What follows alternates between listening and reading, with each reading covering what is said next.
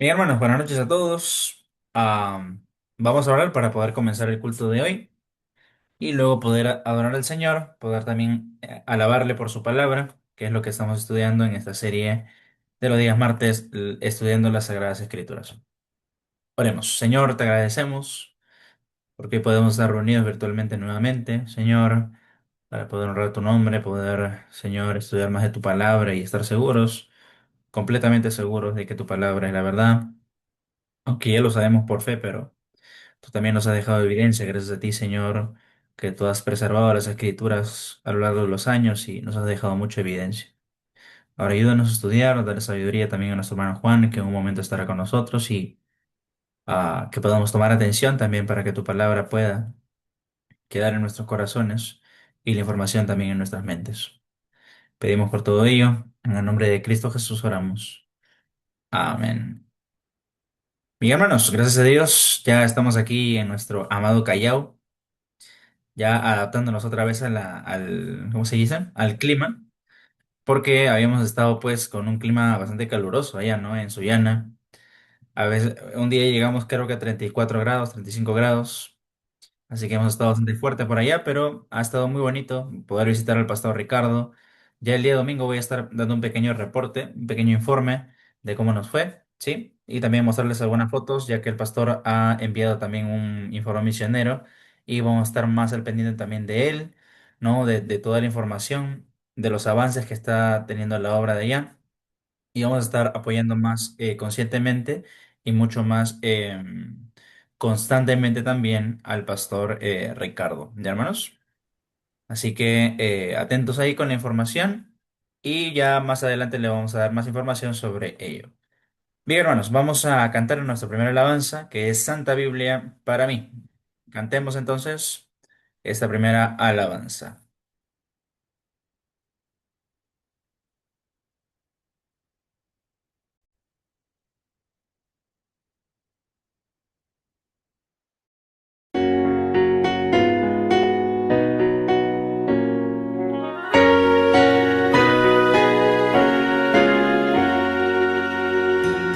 Santa Biblia para mí, eres un tesoro aquí. Tú contienes con verdad la divina voluntad.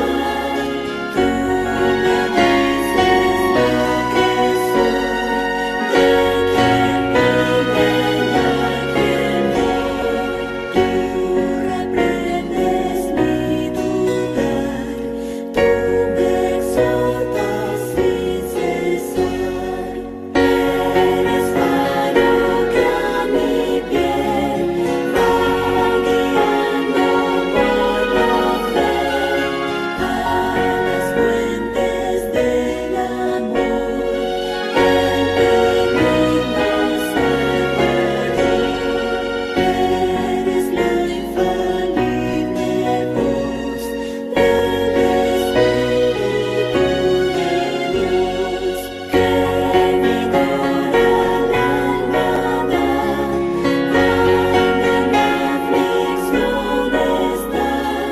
Tú me enseñas a triunfar de la muerte y el pecado.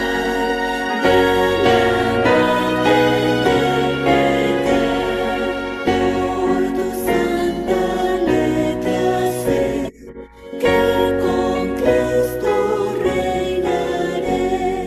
Yo que tan indigno soy, hoy tu luz al cielo voy. Santa Biblia para mí, eres un tesoro aquí.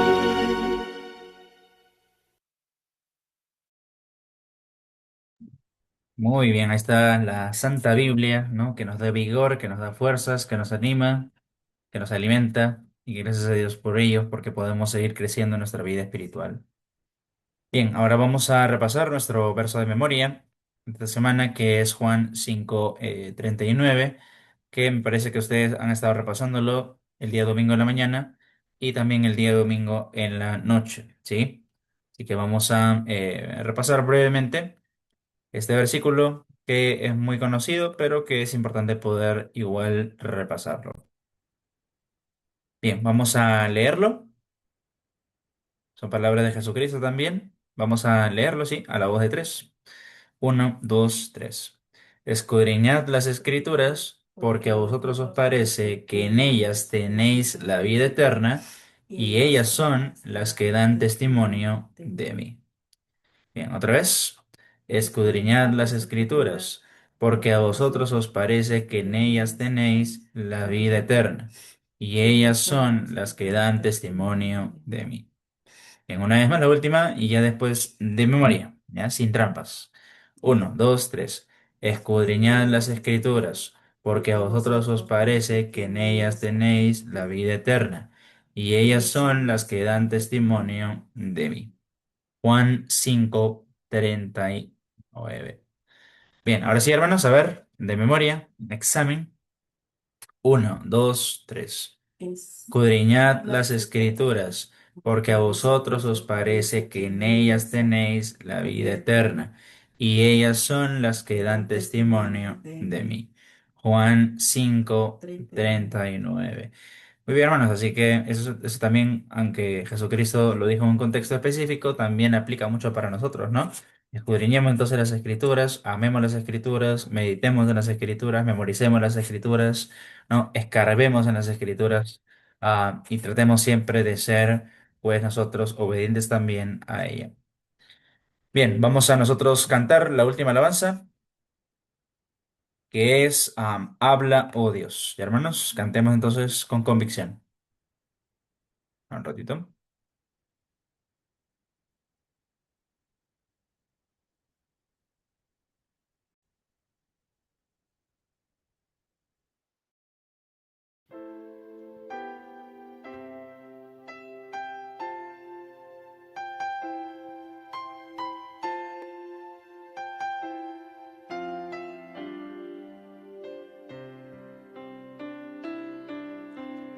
Habla, oh Dios, porque vengo a ti a recibir tu palabra fiel.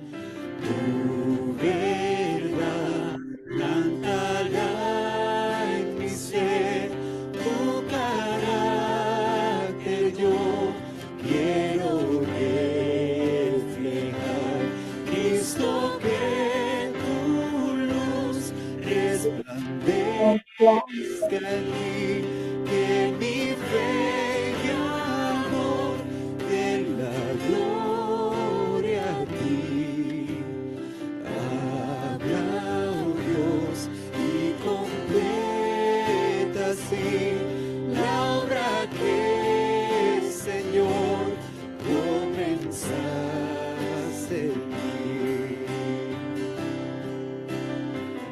Habla, oh Dios, y enséñame humildad real, reverencia a ti.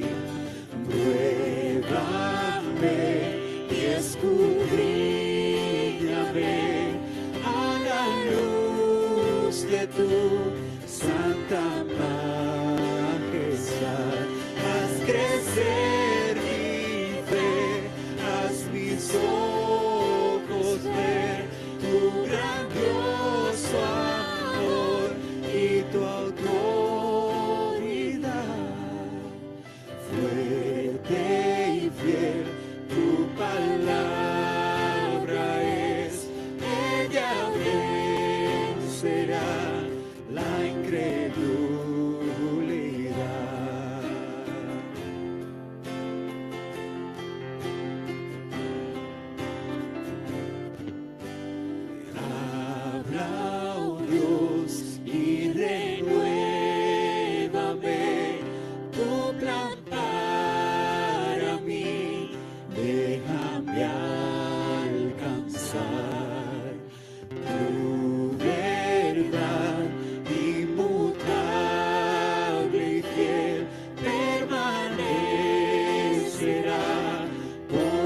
eternidad. Tus promesas son mi único sostén y por fe en ti yo caminaré. Habla, oh Dios, hasta edificar la tierra, llenar con tu gloria. Tus promesas son mi único sostén y por fe en ti yo caminaré. Habla, oh Dios, hasta edificar la tierra, llenar con tu gloria.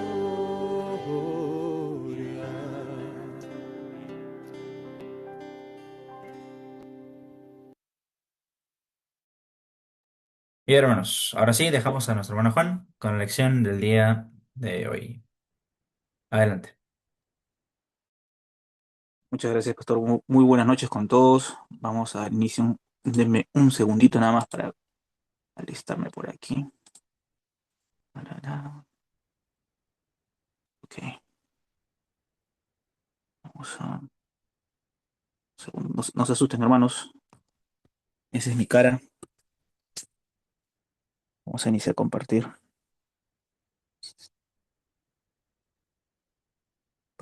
Allá. Acá. Un segundo.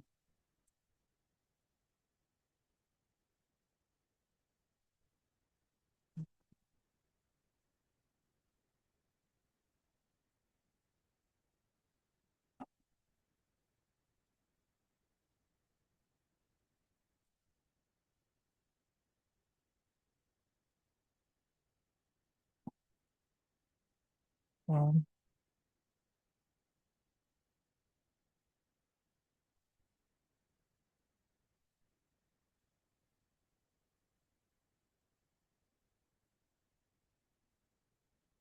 mm,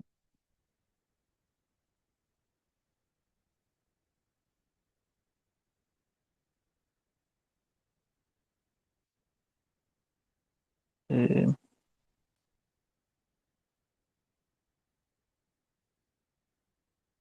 ya, ahora sí. Sí se ve, ¿no? Sí. Muy bien, hermanos. Entonces, ya estamos en la parte final de esta breve historia de la Biblia. Recordemos que terminando ya esta lección el día domingo, al que me presente todas, todas las lecciones hasta esta número 10 desarrolladas, aunque esta 10 no se ha desarrollado nada, pero la que me presente todas las lecciones desarrolladas va a tener un regalo que es la Confesión Bautista de Fe de 1689. Al final la estaré mostrando, pero bueno, habíamos visto en esta breve historia de la Biblia, ¿no? Los manuscritos originales, cómo eran, las copias antiguas que se tienen, que se poseen, cuántas son las que se han descubierto, ¿no?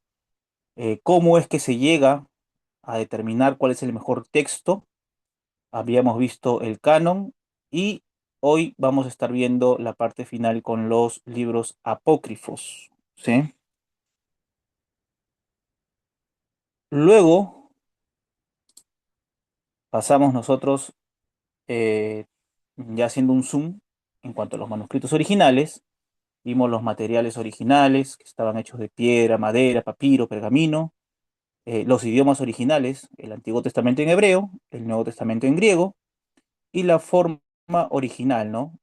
Que pues no contenía capítulos, no estaba dividido por versículos, sino que era una escritura de corrido, ¿no?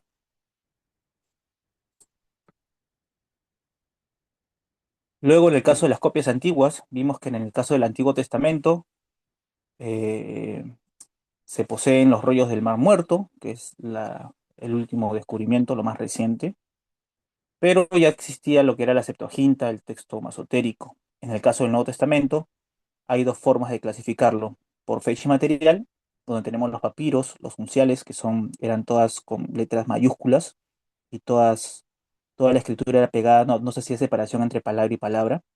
Y luego había los minúsculos, ¿no? Que eran con letras mayúsculas y minúsculas y ya había divisiones de palabras, ¿no?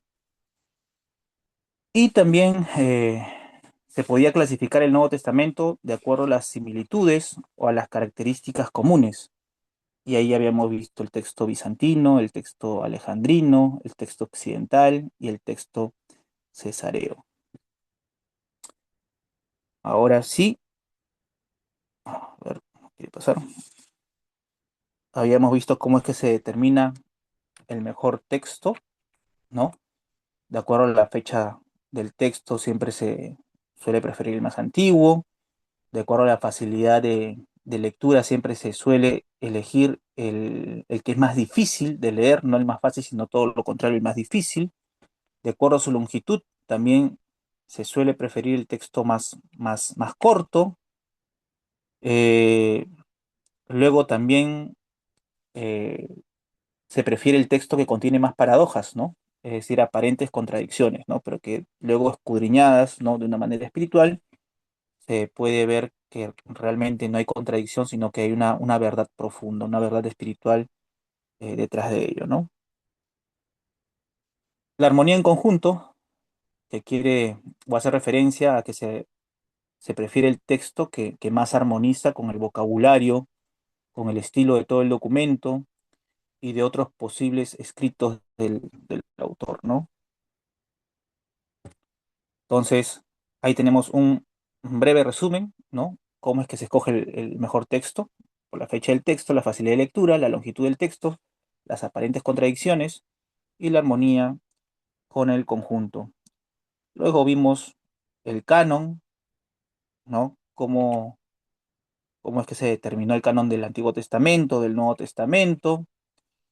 En el caso del Nuevo Testamento, las consideraciones que tenían que tener. Y ahora sí, vamos a ir a los libros apócrifos, ¿sí? Los libros apócrifos. Los libros apócrifos, dice la palabra apócrifo, procede del adjetivo griego apócrifos, que significa oculto, ¿no? Con respecto al canon, la palabra se refiere a los 14 libros que fueron excluidos de los cánones del Antiguo y del Nuevo Testamento.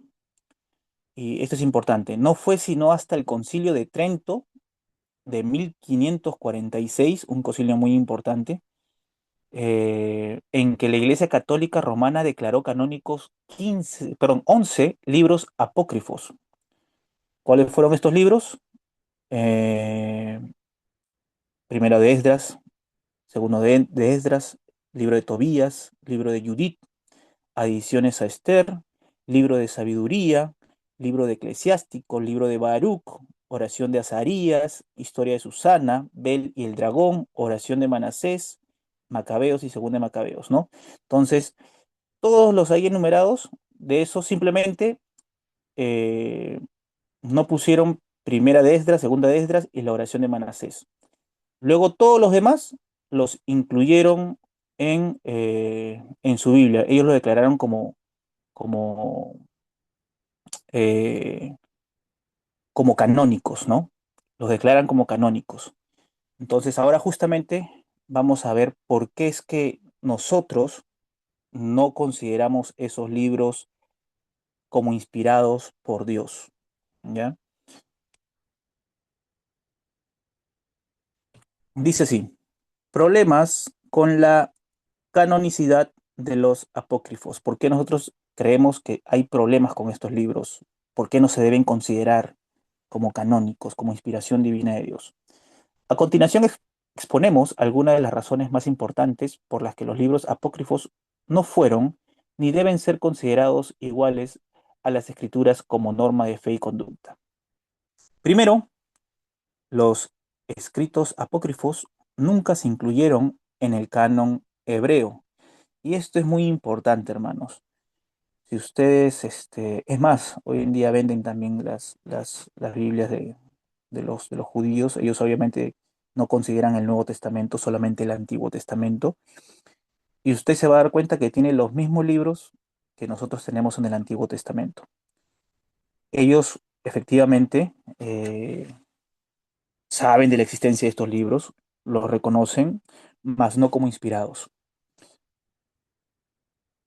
Y justamente eso tiene que ver con el punto 2. La sinagoga judía nunca consideró estos escritos apócrifos como inspirados.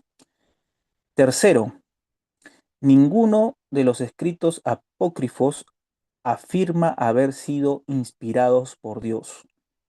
Inclusive algunos autores de los escritos apócrifos incluso niegan que sean inspirados.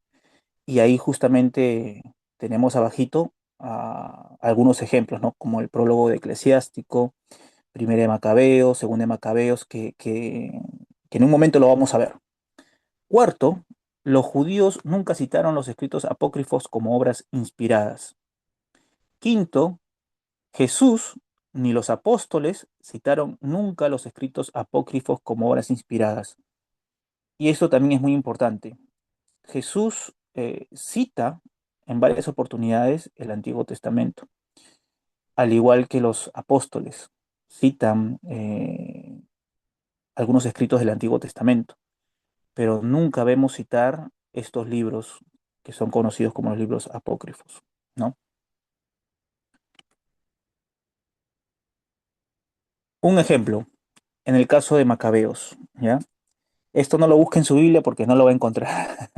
No va a encontrar. Si usted tiene la Reina Valera 1960, no la va a encontrar, ¿no? Esto solamente se halla en el libro en la Biblia de los católicos, la Biblia latinoamericana. Primera de Macabeos 4:46 nos da un dato bastante importante. Dice así, está contando una historia y bueno, después de esta historia dice lo siguiente, ¿no? Y colocaron las piedras en la colina del templo en lugar apropiado hasta que viniera un profeta que les indicara lo que debían hacer con ellas. Entonces, aquí hay algo interesante y es que nos indica que al menos en ese momento no había profeta. Luego, 1 Macabeos 9:27, más adelante, dice así, fue un tiempo de grandes sufrimientos para Israel como no se había visto desde que desaparecieron los profetas. Es decir, el mismo autor aquí de este libro de Macabeos, libro eh, apócrifo, no debe considerarse como inspiración divina, declara que no había profetas. Y justamente los profetas eran los que llevaban la revelación, la palabra de Dios al pueblo. Y no había, en ese momento no había. Es por eso que nosotros consideramos ese tiempo como 400 años de silencio entre el Antiguo Testamento y el Nuevo Testamento. El libro de Macabeo justamente fue escrito en ese periodo de tiempo.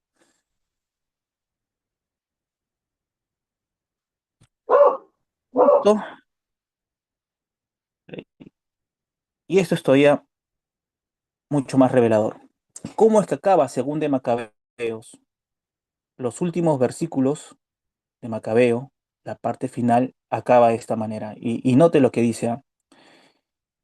Si está bien escrita y ordenada, esto fue lo que me propuse. Si es mediocre y sin valor, eso fue solamente lo que pude hacer. Así como no es agradable beber vino ni agua solos, en tanto que beber vino mezclado con agua es sabroso y agradable al gusto, del mismo modo, en una obra literaria, la variedad del estilo agrada a los oídos de los lectores. Con esto termino mi relato. Entonces, me parece que está bastante claro, ¿no? Eh, el mismo autor nos deja saber que es lo mejor que pudo hacer, que es depende del gusto del lector, no tiene la autoridad. no tienen la autoridad como los, ah, como los otros libros que sí son considerados canónicos, ¿no? Sexto, sexto, el famoso historiador judío Josefo y el filósofo judío Filón no reconocieron los escritos apócrifos como inspirados. Ojo que en el caso de Josefo no tiene nada que ver con los creyentes, con los cristianos. Él fue solamente un historiador judío. Séptimo, Jerónimo, el traductor de la Vulgata latina, declaró que los escritos apócrifos no eran inspirados. Y esto sí es bastante importante. En el caso mm, de Jerónimo, eh, él tradujo eh, la Biblia al latín más o menos en los años 300. Ahorita lo vamos a ver, ¿ya? Es decir, que uno de los primeros o de los más cercanos a los tiempos de Jesús, años 300 y pico, él mismo declara que los apócrifos no eran inspirados. Octavo, algunos de los escritos apócrifos contienen notables errores históricos, geográficos y lo más importante, tienen errores doctrinales. También lo vamos a ver a continuación. Noveno, la calidad inferior de los escritos apócrifos se hace evidente al compararlos con los libros de la Escritura. Y décimo, ninguno de los escritos apócrifos se encuentra en una lista de libros canónicos compuesta durante los primeros 4 siglos de la Iglesia. Incluso la Iglesia Católica Romana no reconoció oficialmente los escritos apócrifos sino hasta 1546 en el Concilio de Trento, como ya lo habíamos visto hace un momento. Para un poquito para ahondar en el tema, ¿quién fue Jerónimo? O como se le conoce como San Jerónimo. Él vivió más o menos en el año 347 a 420 después de Cristo, ¿no? Su nombre original fue Eusebio Jerónimo y fue un destacado erudito, teólogo y monje cristiano. Es universalmente célebre por traducir la Biblia al latín, ¿no? Una versión monumental conocida como la Vulgata. Y esta edición de la Vulgata en latín, recordarán ustedes que en la antigüedad solamente los sacerdotes y la gente de la alta sociedad, los reyes nada más, podían leer en latín. Solamente ellos conocían ese idioma, no era el idioma del pueblo. Es más, eh, eh, Lutero traduce la Biblia al alemán porque en ese momento solamente estaba la Biblia dispuesta en el latín. Y esa fue la edición especial, oficial de la Iglesia Católica durante 15 siglos, 1500 años aproximadamente. Y durante todo ese tiempo, la misma Iglesia Católica no adicionó estos escritos apócrifos. Aquí tenemos un, un grosso error doctrinal. Eh, Según de Macabeos, dice lo siguiente. Después recogió unas 2000 monedas de plata y las envió a Jerusalén para que se ofreciera un sacrificio por el pecado. Hizo una acción noble y justa con miras a la resurrección. Si él no hubiera creído en la resurrección de los soldados muertos, hubiera sido innecesario e inútil orar por ellos. Pero como tenía en cuenta que a los que morían piadosamente los aguardaba una gran recompensa, su intención era santa y piadosa. Por eso, por esto hizo ofrecer ese sacrificio por los muertos para que Dios les perdonara su pecado. Y este es un... ah, es curioso, porque justamente este es uno de los textos que la Iglesia Católica toma de un libro apócrifo para decir que se puede orar por los muertos y que se puede pedir por los muertos. Y eso es contrario a lo que la escritura enseña, porque la Biblia nos muestra que no es por obras. Y ofrecer un sacrificio por un muerto también es una obra. Por otro lado, el muerto, muerto está. Hebreos nos dice que de la manera que está establecido para los hombres que se mueran una sola vez y después de esto el juicio.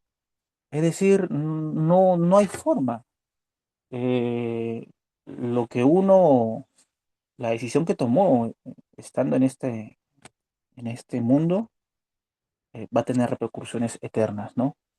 Y por otro lado, eso desmerita también, si fuese así, como dice el libro de Macabeos, eso desmerita también el sacrificio de Cristo, quien murió por nuestros pecados, y simplemente nos muestra que hay otra manera de poder hacer que Dios perdone los pecados de estas personas que inclusive ya fallecieron, ¿no?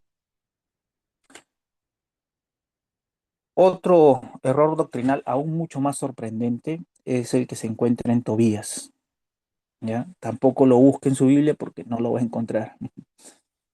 Me he descargado yo la Biblia, Dios habla hoy con los libros deuterocanónicos justamente para poder ver esto. Dice Tobías, capítulo 6 versículos 5 al 8. El muchacho abrió el pescado y separó la hiel, el corazón y el hígado. Luego puso a asar un poco de pescado y se lo comió. El resto lo saló y lo guardó. Y siguieron juntos el viaje hasta que llegaron cerca de Media. Entonces el muchacho preguntó al ángel, amigo Azarías, ¿para qué sirven de remedio la hiel y el corazón y el hígado del pescado? Él contestó, cuando una persona es atacada por un demonio o espíritu malo, si se queman delante de ella el corazón y el hígado del pescado, cesa el ataque y no se repite jamás.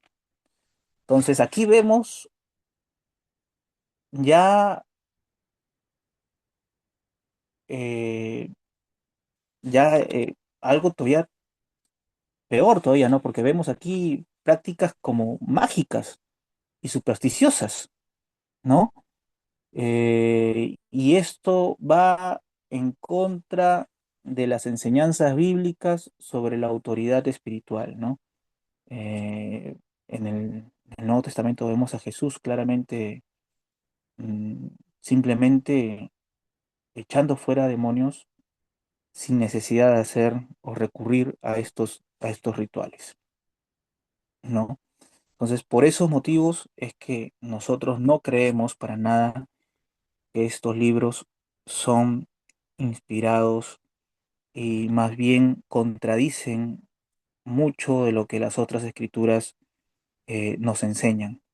Es por eso que si usted se da cuenta, uno de las condiciones para declarar un libro canónico, si usted revisa su hojita ahí, o volvemos un poquito atrás, se va a dar cuenta que una de las condiciones justamente es que tenga armonía con los demás escritos, ¿no? Tiene que tener armonía con todos los demás escritos para poder considerar, pues, que el documento eh, es inspirado por Dios, ¿no? En resumen, considerando la gran evidencia contra los escritos apócrifos, es mejor adoptar la opinión de la Confesión de Fe de Westminster de 1643 y de la Confesión Bautista de Londres de 1689. ¿Y qué es lo que dice la Confesión Bautista de Londres? Dice lo siguiente, ¿no? Los libros comúnmente llamados apócrifos, como no son de inspiración divina, no forman parte del canon o regla de la escritura, y por lo tanto no tienen autoridad para la Iglesia de Dios, ni debe ninguno de estos ser aprobado o usado de una manera distinta a como se hace con otros escritos humanos. Sin más, hermanos, hemos llegado al, al final de la presentación de este estudio de las Sagradas Escrituras. Voy a dejar de compartir. Quisiera saber si hay alguna pregunta. Bien, hermanos, ¿alguna duda, pregunta? A ver, para nuestro hermano Juan. No ha terminado por si acaso todo el estudio, ¿eh? Solamente es el fin de la segunda parte de este estudio, ¿no? Y ahí tienen el regalo que está enseñando el hermano Juan para el que presente todas sus lecciones para el día domingo. Bueno, hasta ahora, ¿no? Que son 10 lecciones. Y luego ya comenzaremos con la tercera parte también del estudio, que es un poco más práctica, ¿no? Acerca de leer las escrituras, de obedecerlas, de escudriñarlas, todo lo que hemos estado, bueno, lo que veremos más adelante, ¿ya? ¿Pero alguien tiene alguna pregunta, tal vez, alguna duda con respecto a los libros apócrifos? ¿Qué es lo que hemos visto hoy?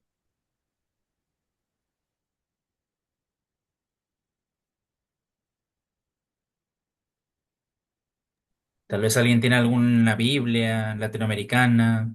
Acá, por ejemplo, a ver, préstame un ratito. Acá, por ejemplo, tenemos esta versión, ¿no? Hace un tiempo nos la ganamos ahí de sorteo, creo que fue, ¿no? Ahí en Sociedad. En un curso le dieron a Sarita, dice. En Sociedades Bíblicas me parece que fue. Y se ganó esta Biblia, ¿no? Que justamente es Dios habla hoy. Y no sabíamos, ¿no? Que tenía también los deuterocanónicos, es decir, los apócrifos, ¿no?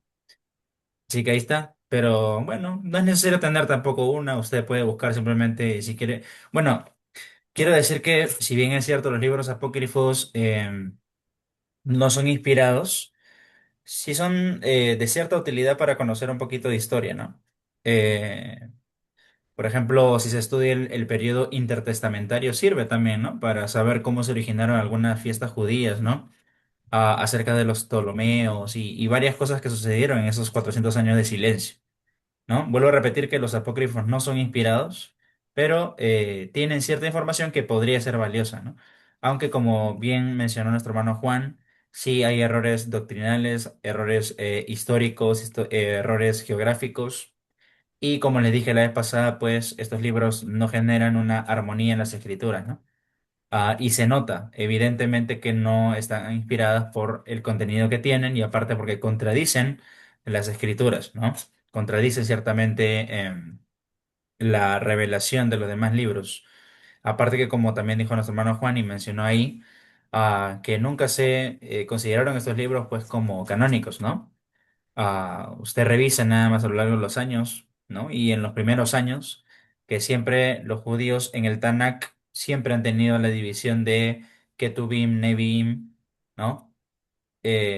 No, sí, está bien. De los escritos, de los profetas, ¿no? De los otros escritos y del Pentateuco, ¿no? O sea, eso es la estructura general que tiene la Biblia hebrea, pero nunca han incluido ellos los apócrifos. Y nosotros como cristianos, bueno, a lo largo de los años tampoco se ha admitido ninguno de los libros apócrifos como inspirados, sino recién hasta el siglo XVI. Así que por esa razón nunca se han considerado libros inspirados, ¿no? Y la Biblia Católica a la fuerza ha metido estos libros y es por eso que vemos errores garrafales, doctrinales, ¿no? Y quién sabe, en algún momento incluso lo pueden sacar porque recuerden de que ellos se basan mucho en la teoría del magisterio, ¿no? En las tradiciones y eso pueden cambiarlo en algún momento. Así como hace poco cambiaron también de que, bueno, por varios años creyeron de que María era la corredentora, ¿no? Y recién lo han sacado eso también de su doctrina. Así que es una doctrina cambiante, ciertamente, ¿no? Y hay más versículos incluso ahí, ¿no? Que se mencionan en Macabeos, en Tobías, en Judith, que obviamente no son inspirados por la información misma que proveen, ¿no? Ajá, ahí también nuestro hermano Kenneth dice, ¿no? Que no hay tampoco profecías, dice, ¿no? Mesiánicas y el Nuevo Testamento no hace referencia a ninguno de estos libros. Ajá. Claro, siempre en el Nuevo Testamento se hacen referencia a versículos del Antiguo Testamento, no se cita Génesis, se cita Salmos, pero estos libros no se citan. Muy bien. ¿Algún comentario más, hermanos? Pregunta, duda. En algún momento de repente también estudiaremos el periodo intertestamentario, ¿no? Sería muy bonito eso también para ver cómo se originaron estos libros apócrifos, cuándo se escribieron, ¿no? ¿Qué pasó también en esos años? Porque sí pasó bastantes cosas. Y se instituyó también una fiesta judía. Muy bien. ¿Alguna pregunta, hermanos? ¿Alguna duda, tal vez? ¿Aporte? ¿Algo más, Juan, por agregar? Hermano, buenas noches. Sí, Buenas adelante. noches. Hermanos, hace un momento mencionaste la Tanaj y sé que también los hebreos, judíos, mantienen tradiciones orales que nosotros no tenemos, ¿no? Pero ellos sí las mantienen. Hay grupos que aceptan las tradiciones orales y hay otro grupo que solamente usa la Tanaj, ¿no? Y estas tradiciones orales pueden ser relevantes también para no sé, fortalecer más la fe o conocer algo más. No,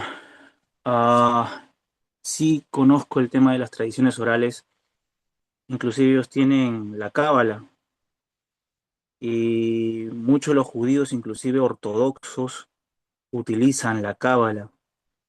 Y para los que no saben, la cábala ah, son instrucciones inclusive que tienen que ver ¿Y mucho con los azul? números, con el azar, con cosas así, y no es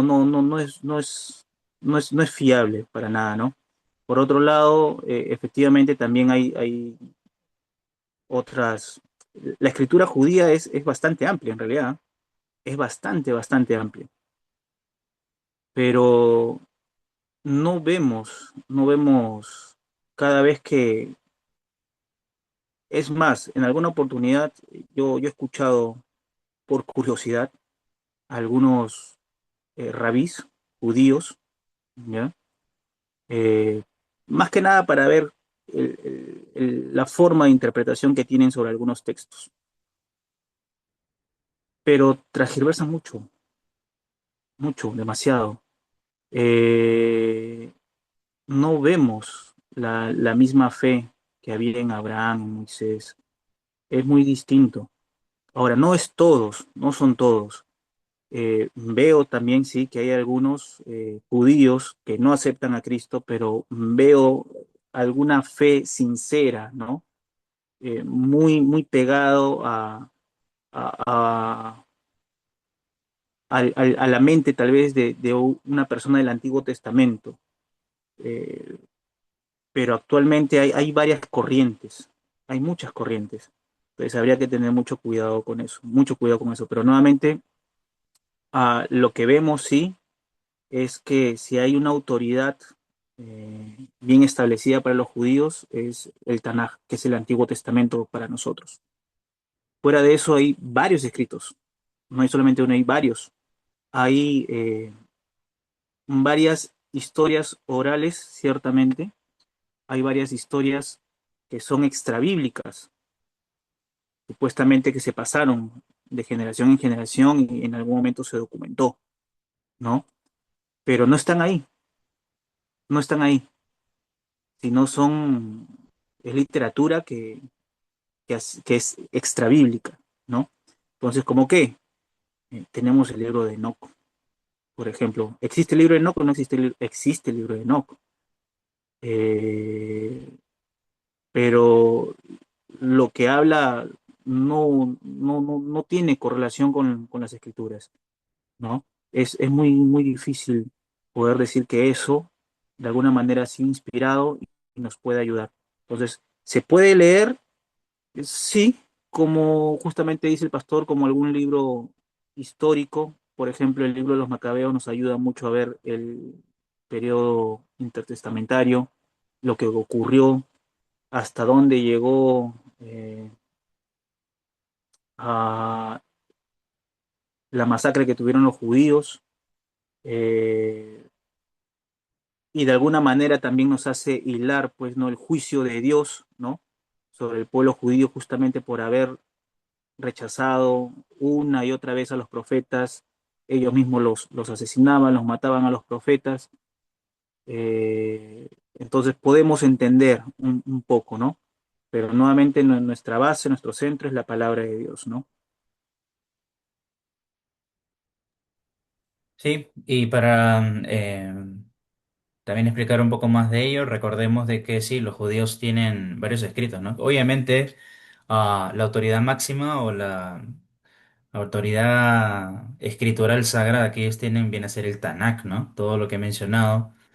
Es decir, el Ketuvim, el Nevi'im, ¿no? Y los demás escritos. Entonces, toda esa división que ellos, o sea, la Torah, el Ketuvim y el Nevi'im, lo que estoy diciendo, ¿no? O sea, la Torah viene a ser el Pentateuco.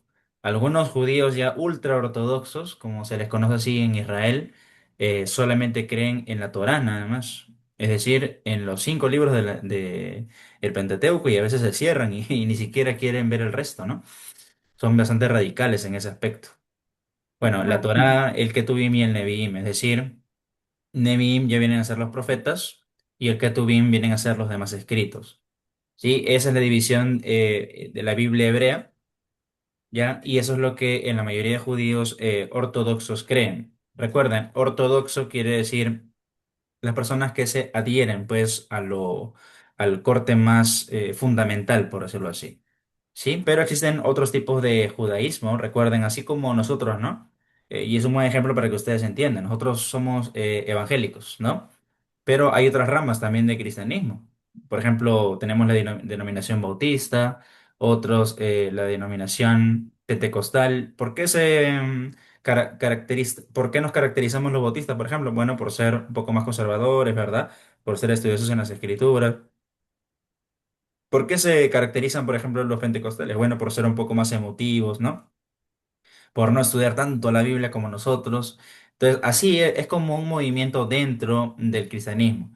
Igual, en el judaísmo existen varias corrientes, ¿no? Están los ultraortodoxos, están los ortodoxos, también están los conservadores.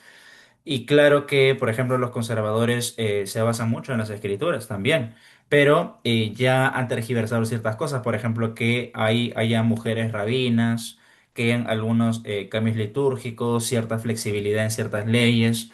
Entonces sí hay cierta diferencia ahí, por ejemplo, ¿no? También creen las escrituras, pero ya comienzan a acomodar ciertas cosas a su conveniencia, ¿no? Por ejemplo, también hay un judaísmo reformista, ¿no? Que es un tercer tipo de judaísmo. Y este judaísmo reformista ya es mucho más liberal, ¿no? Es decir, ya no hay que creer en lo que estaba escrito en el Tanakh, sino que ahora tenemos cierta libertad, ¿no? Para aplicar o no aplicar. Es mucho más flexible y ya no hay leyes rituales que son obligatorias para ello. Si yo quiero, lo aplico; si yo no quiero, no lo aplico, ¿no? Y justo hay un video que nos hicieron ver en el seminario hace un año más o menos que llevé este curso de religiones y hablaban justamente un judío ortodoxo, otro judío conservador, otro judío... Si encuentro el video le voy a mandar, ¿ya? Para que lo vean, hablando ahí como hora y media en cómo, ¿no? El ortodoxo interpretado de la manera... Y yo personalmente lo veo mucho más razonable, ¿no? Es como nosotros que somos más fundamentales en la palabra de Dios y nos basamos en el texto, creemos que la Biblia es inspirada, ¿no? Creemos bueno, que toda la escritura es inspirada por Dios, que los hombres han sido inspirados, ¿verdad? Que la escritura no tiene error. Bueno, somos de alguna manera fundamentalistas, ortodoxos también.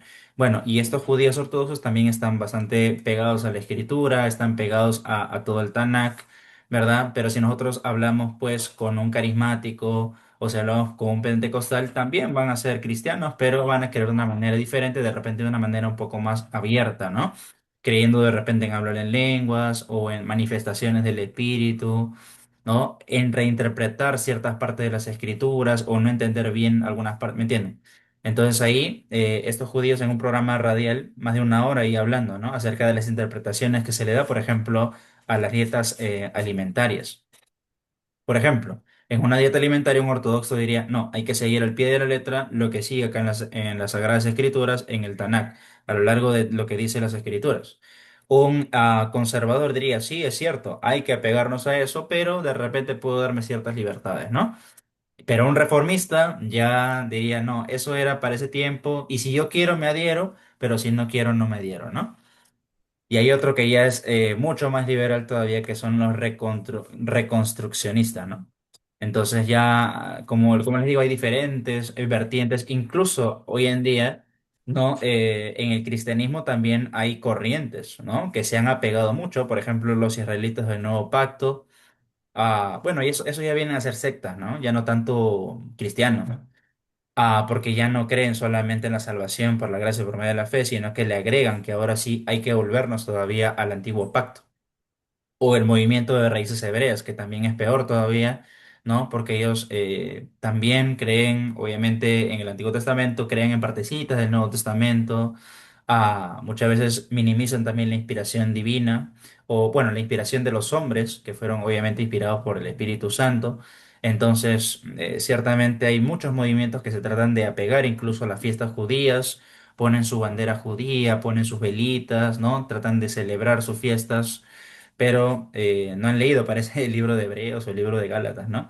Tal y como hemos enseñado en la serie de Hebreos, pues ya no estamos bajo el antiguo pacto, sino bajo un nuevo pacto establecido bajo mejores promesas, ¿no? Y lo viejo está próximo a desaparecer, como hemos visto en el capítulo 8 de Hebreos.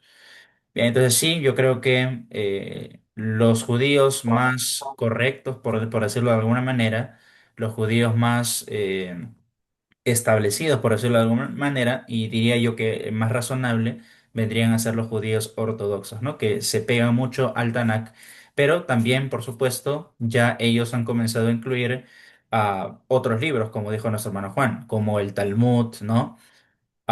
El Talmud viene a ser un segundo libro principal, ¿no? El Tanakh sigue siendo, o sea, la Biblia hebrea sigue siendo la autoridad máxima, ¿no? Pero los otros escritos también son bastante utilizados por los rabinos, ¿no? Para poder enseñar, sobre todo, vienen a hacer comentarios, ¿no? Vienen a hacer interpretaciones a lo largo de la historia que se han ido dando acerca del Tanakh, ¿no? De tal manera que, pero se agregan a ciertas cosas también al Tanakh y hay muchas cosas horribles que también agregan ahí, ¿no? Si ustedes se ponen a revisar ahí el Talmud, por ejemplo, hay cosas bien radicales acerca de matar también a cristianos o el hecho de escupir a cristianos o se burlan bastante acerca de la obra de Jesucristo, ¿no?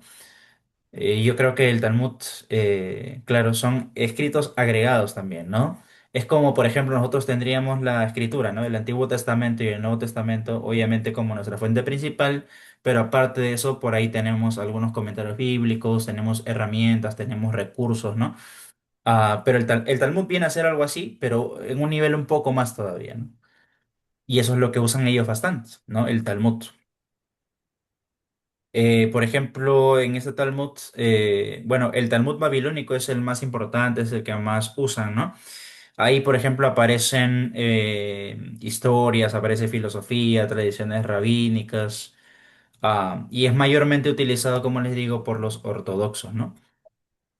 Y valgan verdades, hermanos, hay que examinarlo todo y retener lo bueno, ¿no? Ellos sí son bien estudiosos, la verdad, ¿no? Desde niños, o sea, memorizan las escrituras, tienen bastante información memorizada, estudian todo el tiempo, ¿no? Y nosotros también haríamos bien, pues, en ser bastante estudiosos desde pequeños, ¿no? Y hasta ahora, poder escudriñar bien las escrituras tal y como hemos memorizado y no descuidar ello, ¿no? Siempre, obviamente, la Biblia va a ser nuestra fuente de máxima autoridad. Pero eso no quiere decir que también hayan libros que nos puedan ayudar a comprender la Biblia, sin reemplazar las escrituras, ¿no? Porque hay hoy en día tantos académicos que más leen libros, que más leen comentarios, que más leen atlas o los mapas, todas esas cosas, ¿no? O más leen lo que dijo el otro, o más el texto crítico, que al final de cuentas no se ponen a leer bien la Biblia, ¿no? Y al final de cuentas saben mucho acerca de la Biblia, pero no conocen la Biblia. Y ahí viene el error, ¿no? Igual en el Talmud, hay el riesgo de solamente creer lo que dijo la historia, lo que dijo el filósofo, lo que dijo tal, la interpretación tal, y no conocer bien lo que dice el Tanakh. ¿Vieron? Así que yo diría que sí hay que ser cuidadosos. Y bueno, los judíos obviamente que saben la verdad parcialmente nomás, pero no toda porque no aceptan a Jesucristo como Salvador, salvo los judíos mesiánicos, ¿no? Y hay que tener mucho cuidado hoy en día con los judíos, ¿cómo se llama? Con los israelitas del Nuevo Pacto, con raíces hebreas, con sectas, pues que se han levantado hoy en día, que lamentablemente niegan a Jesucristo y creen que todavía, bueno, que tenemos que ser salvos por obras, por seguir ciertos rituales, ¿no? En el Antiguo Pacto. Bien, ese es un tema que también está relacionado con los apócrifos porque recordemos que todo esto tiene que ver con el periodo intertestamentario, donde hubo historia judía también, ¿no? Con los macabeos, los ptolomeos, todo eso. ¿Y hermanos? Y en algún momento seguramente lo estudiaremos también aquí, más adelante. Bien, ¿algo más? Para de repente, para redondear un poco, algo que comentaba aquí el pastor Samuel, el tema de las diferencias que hay, las ramas, ¿no?, doctrinales. Esto, hermano, no es de hoy, ¿ya? Esto viene desde los tiempos de Jesús. Ustedes recordarán en Hechos capítulo 23 cuando Pablo se aprovechó de una discrepancia entre los saduceos y los fariseos. ¿Por qué era? Porque los fariseos creían en la resurrección y los saduceos no creían en la resurrección. Y de ahí se agarra para aprovecharse Pablo y salirse con la suya. Pero esto no es de ahora, ¿no? En- y, y hermanos, lo terrible es que siguen saliendo muchas ramas y de acuerdo a la rama a veces puede ser muy peligrosa. Hay que tener mucho cuidado también con aquellos judíos. Hay algunos que se llaman judíos mesiánicos, creo, y que han aceptado a Cristo, si más no me equivoco. Ya, pero hay que tener cuidado también con eso, ya, porque la vez pasada, por ejemplo, estaba escuchando yo a un judío que había aceptado a Cristo, ¿no? Decía que efectivamente Cristo era el Mesías, ¿no? Un judío culto, ¿no? No se podían enterar. Sí, el hombre está en Jerusalén, sigue asistiendo ahí a, a sus propias templos que tienen ellos, pues, ¿no? A sus propias sinagogas, pero el hombre ocultamente decía que había creído ya en Cristo. Sin embargo, él en un momento declara, ¿no? Y le decía, ¿no? Veía yo la entrevista, ¿no? Que no, pero Jesús no es Dios, por si acaso, ¿no? Yo creo en Jesús, que es el Mesías, todo, pero Jesús no es Dios. Jesús efectivamente es el Hijo de Dios, ¿no? Y tenía su propia interpretación. Entonces tenemos que tener aún cuidado con eso, porque hay parte donde la escritura es muy clara, ¿no? Eh, y vemos justamente que una de las causales por las cuales Cristo fue crucificado fue porque él declaró ser Dios, ¿no? Lo que más de alguna manera los encolorizó a- al sumo sacerdote fue escuchar, pues, ¿no? Que él declaró ser Dios. Y ahí solamente hay dos posiciones, ¿no?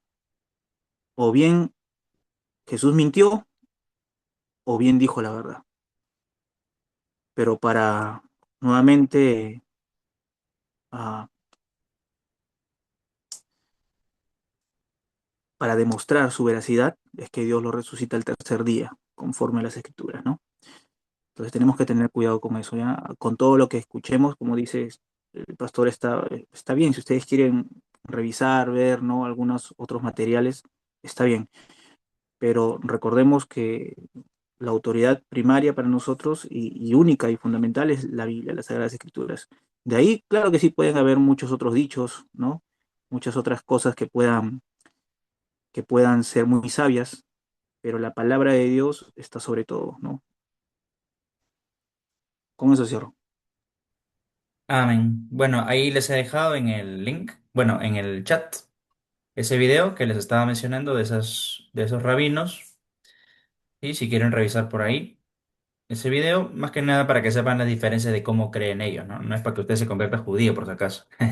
¿No? No es para que usted se convierta en judaizante o algo así, porque eso es bien peligroso hoy en día, como ha dicho nuestro hermano Juan. Bastantes iglesias que conozco se han dividido por eso, ¿no? Porque viene una persona y quiere todavía que se vuelva a la circuncisión, que se vuelva al antiguo pacto, que se vuelva a los sacerdotes, que se vuelva a los sacrificios. Incluso algunos creen en los sacrificios, aunque les parezca un poco descabellado, ¿no? No, que la salvación ya no solamente es por gracia por medio de la fe, sino que también es por obedecer la ley mosaica. Y hay bastante judaizante hoy en día, así como lo había en tiempos del apóstol Pablo, ¿no? Ah, y ojalá que no caigamos en eso, hermanos. Gálatas capítulo 3, Pablo advierte, ¿no? Me temo de vosotros que haya trabajado en vano en vosotros, ¿no? Y Pablo después dice también en Gálatas, ¿no? En que creo que es el capítulo 5, ojalá se mutilasen todos aquellos los que los perturban, ¿no? Palabras fuertes del apóstol Pablo porque él les había enseñado, había dedicado tiempo a los Gálatas, pero se habían dejado seducir por estos judaizantes, ¿no? que hablaban de que todavía había que guardar la ley, que había que guardar estas fiestas, que había que circuncidarse, pero Pablo dice en Gálatas capítulo 5 que disfrutemos esta libertad con que Cristo nos hizo libres. Solamente dice más adelante en capítulo 5 que no usemos esta libertad como ocasión para la carne, ¿no? Muy bien, hermanos, vamos a orar entonces para ir terminando ese tiempo y gracias por sus comentarios, preguntas y ojalá que sigamos aprendiendo mucho más y como les digo, ya desde la próxima nuestro hermano Juan nos estará compartiendo ya la lección 11 que son lecciones ya mucho más prácticas. Oremos entonces, vamos a ver. Señor, gracias por ese tiempo, gracias por esta gran bendición de haber aprendido tu palabra. Ah, y porque estamos seguros de que tu palabra está completa y no necesitamos pues agregar estos libros apócrifos deuterocanónicos que no son inspiración tuya por los motivos que hemos visto. Ayúdanos, Señor, a poder estar seguros también de ello y a poder compartir, tal vez porque hay personas que creen en estos libros, creen en esas doctrinas cerradas, pero necesitamos, Señor, compartir tu evangelio con aquellas personas que están confundidas. Gracias por todo y bendice a nuestro hermano Juan. También sigue le dando sabiduría para compartir tu palabra cada día martes. Y también nosotros podemos ser responsables en poder hacer nuestras tareas y avanzar con toda esta información que tenemos en nuestra mano. Rogamos por ello, en el nombre de Cristo Jesús. Amén. Mis hermanos, les recomiendo ese video que les he pasado ahí por el chat, acá en el Zoom. Ahí Kenneth también dice, ¿no? Este año se ha visto bastante propaganda en Semana Santa, donde ciertas sectas te invitaban a ofrecer animales en sacrificio, comer panes sin levadura, etcétera. Sí, pues, y hay tradiciones también, ¿no? Que hay en Semana Santa, como visitar, bueno, eso es de los católicos más, ¿no? Creo que visitar iglesias, dar vueltas, ¿no? Dejar de comer ciertos alimentos, bueno, tradiciones en realidad, ¿no? Una vez yo también puse un post ahí en mi Facebook, ya para terminar con ese punto, y puse, ¿no? Que ya todo estaba cancelado, que Cristo hizo todo por nosotros. ¿No? Que Él ya nos salvó completamente, que ya no hay necesidad del antiguo pacto, de esas cosas. Y un judaizante justo comentó en ese post, ¿no?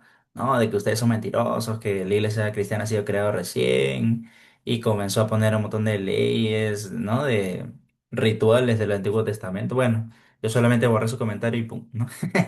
Porque realmente son terribles estos judaizantes, ¿ah? Son bien agresivos cuando no les parece algo, se meten incluso a las iglesias y se ponen a hacer escándalo. Es bien, bien peligroso, hermano, así que siempre mucha atención a las personas que llegan a la iglesia, ¿ya? Porque puede ser que en algún momento pues se meta un lobo por ahí rapaz que diga, no, si yo soy cristiano y al final termina llevándose a personas, ¿no? Eso es algo bastante común, aunque no parezca, bastante común en las iglesias cristianas. Bueno. Anuncios, hermanos. Bueno, gracias a Dios hemos estado en Piura, en Sullana más específicamente, esta semana pasada. Una semana hemos estado ahí con el pastor Ricardo Moncada. Ya el domingo estaré dando más información, pero en resumen, estuvimos con él hablando, aconsejándole, ¿no? Viendo en qué estado estaba la obra, capacitándolo también un poco más en la predicación, también dándole algunos consejos para organizar la iglesia. ¿No? Y junto con el hermano Lauro, que es como su brazo derecho del pastor Ricardo, ¿no? Y también planificando pues todo el trabajo misionero que haremos en el viaje misionero en el mes de julio, ¿sí? Así que les pido estar orando mucho por ello. Bueno, y también se presentó la oportunidad de que se bautizaran 5 hermanos. También pude darles una pequeña charla ahí, hacerles algunas preguntas. ¿No? Y ahí apoyando también al pastor el día domingo, ¿no? Porque se bautizó a esas 5 personas ahí en un canal justo, ¿no? Que había ahí en Sullana. Bastante calor nomás, 34, 35 grados un día alcanzamos, no se podía dormir bien, sudando todo el tiempo, pero dentro de todo nos fue bien, hermanos. Así que gracias por sus oraciones, los extrañé. La verdad que siempre que se falta al culto es, no sé, se siente raro, ¿no? Me gustaría estar siempre así, siempre, siempre, siempre en los cultos, pero a veces no se puede. Pero gracias a nuestro hermano Juan también que ha compartido la palabra, a nuestro hermano Martín que estuvo pues dirigiendo, a nuestro hermano Junior en el sonido, y espero, hermanos, que ustedes sigan siendo fieles. ¿Ya? Siguen siendo fieles, hermanos, en congregar. Recuerden que los días jueves tenemos nuestro culto de oración y tenemos que asistir, no dejando de congregarnos, dice las Escrituras, como algunos tienen por costumbre.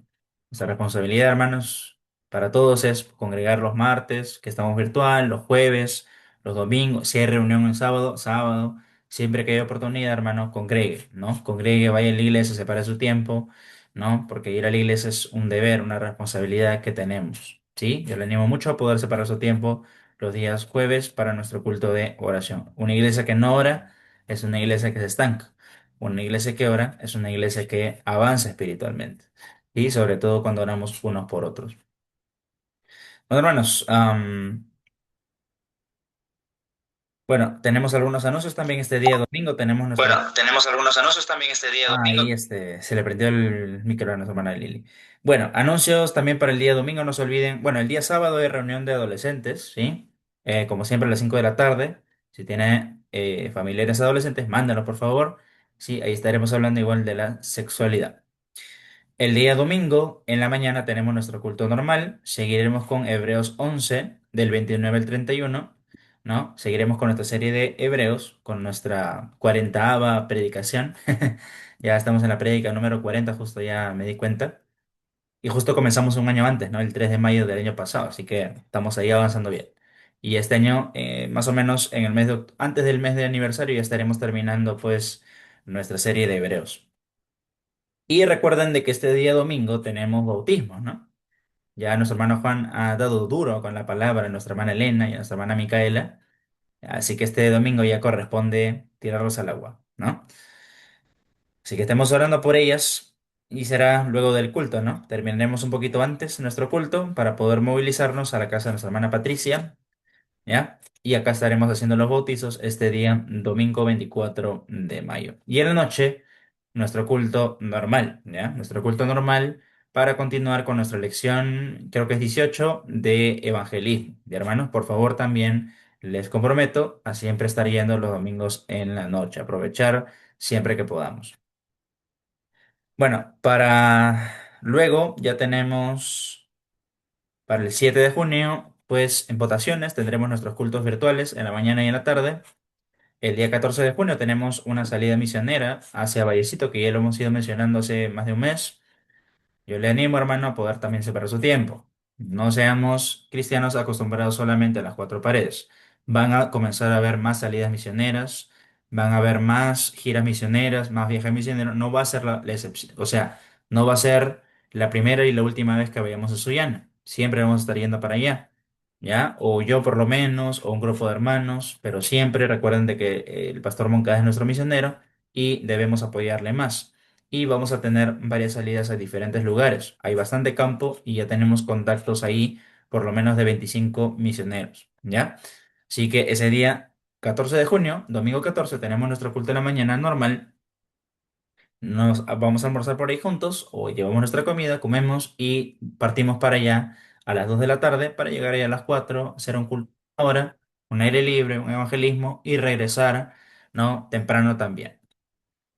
Muy bien, el día 21 de junio tenemos el Día del Padre, ¿no? El día 27, sábado 27, tenemos también nuestra actividad especial por puntos de misiones. Y en el mes de julio ya se acerca también nuestro mes de misiones. Así que estemos orando. Vamos a tener también bastante decoración, ¿sí? Invitados especiales, también pastores, misioneros, oración, cultos especiales. Al final terminaremos el mes de julio también teniendo los especiales de la escuela dominical, haciendo un buffet misionero sobre todo con, con las regiones del Perú y ver cómo es la realidad de nuestro país. También una pequeña salida misionera ese día, ese último día, 26 de julio. Y ya la última semana tendremos nuestro viaje misionero, de hermanos. Hasta ahí, nada más anuncio. Y yo les ruego que vayamos comprometiéndonos, sigamos, hermanos, también sirviendo al Señor, sigamos siendo fieles en asistir, sigamos siendo fieles también en ofrendar, ¿sí? Recuerden que este año tenemos bastantes proyectos misioneros y anhelamos poder completarlos. Bien, hermanos, sin más, me despido. Que Dios les bendiga. Nos estamos viendo entonces el día jueves, si Dios permite. Si Dios permite. Chao todos, bendiciones. Pues, hermanos, que Dios les bendiga. Nos vemos muy Bendiciones, pronto. bendiciones, hermano, bendiciones, Dios lo bendiga.